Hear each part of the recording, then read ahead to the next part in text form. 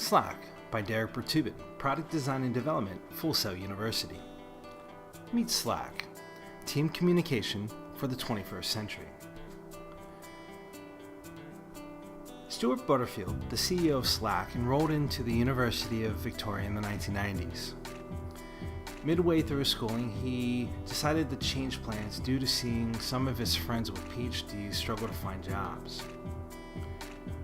He had some experience with web design over the summer, so in 2002 he decided to assemble a team to build an online video game called Game Never Ending. But unfortunately, due to the timing of the post-90s .com boom, they realized that they were pretty much doomed. Butterfield, reluctant to completely give up, found a way to take some of his existing code and turn it into a photo sharing tool called Flickr. Yahoo eventually saw the value of this tool and offered Butterfield $25 million for Flickr, which naturally seemed like the perfect thing to come around.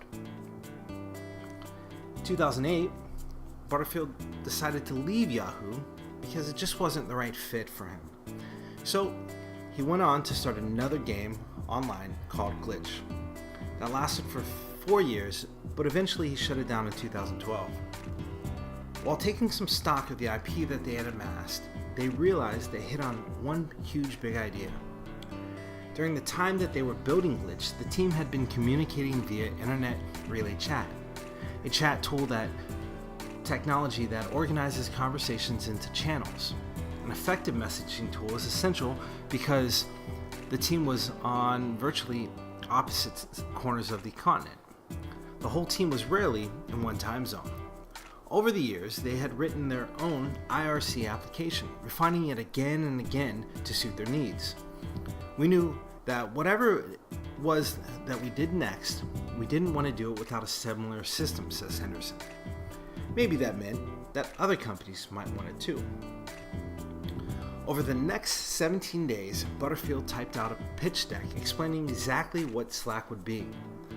All of your communication in one place, instantly searchable, available wherever you go, a platform that builds up to the edge of other applications like Excel or PowerPoint, but doesn't seek to reproduce them.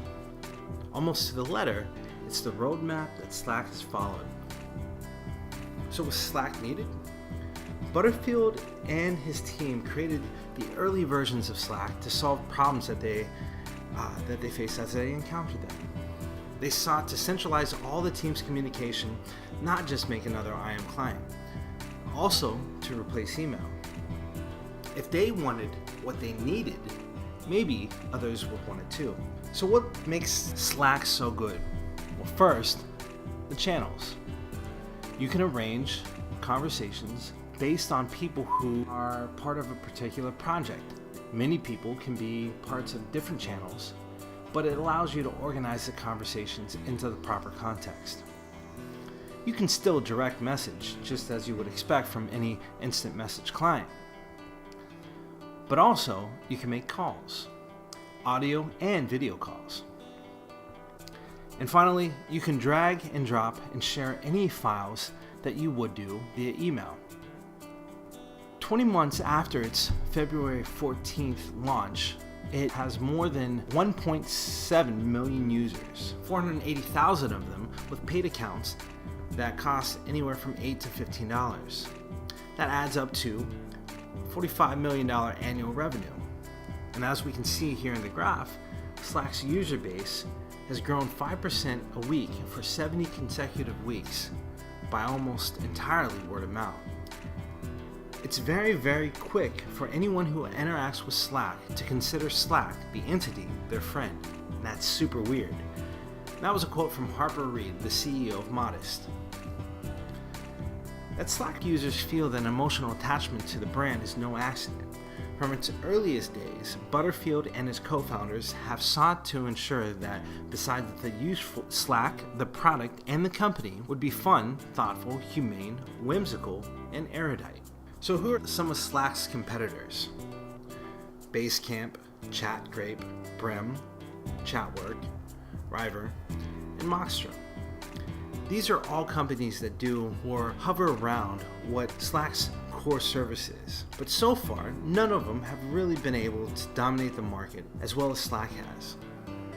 So in conclusion, the user-friendly and a user-adored approach is really what it has made Slack what it is today. While there are other competitors, it still seems to be taking over as the communication hubs of small teams and soon to be enterprise teams. And last but not least, the many failures that Butterfield had experienced, he often found tools that would launch him into his next ventures.